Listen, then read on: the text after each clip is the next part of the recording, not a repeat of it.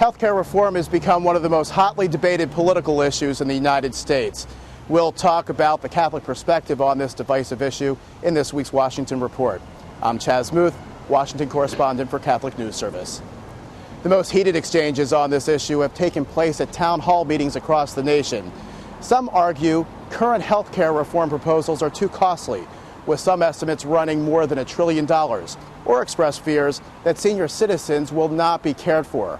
Others, including President Barack Obama, have countered that the current system leaves too many people without access to medical care, neglects the poor, and allows private insurance providers to make huge profits while denying claims for a variety of medical expenses.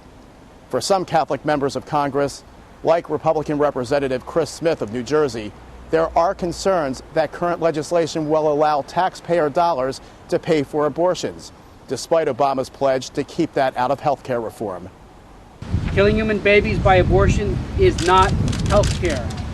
Publicly funding and facilitating abortion can in no way be construed as health care reform. President Obama recognizes this political reality and is seeking to pull one over on the American public by saying that his plan won't fund abortion.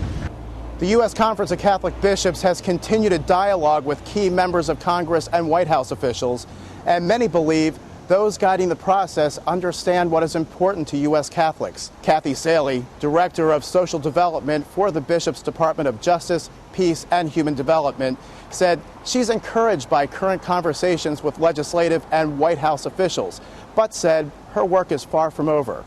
We need to be diligent about staying in conversation and being part of the debate in Congress and in the White House to make so that we can actually get to a health care bill that is affordable and accessible for everyone and respects the life and dignity of all people. Archbishop Donald Wuerl of Washington says Catholics should want reform and said the bishops believe health care should be accessible to all, from conception to natural death. The Archbishop says he's encouraged by what he's hearing from President Obama.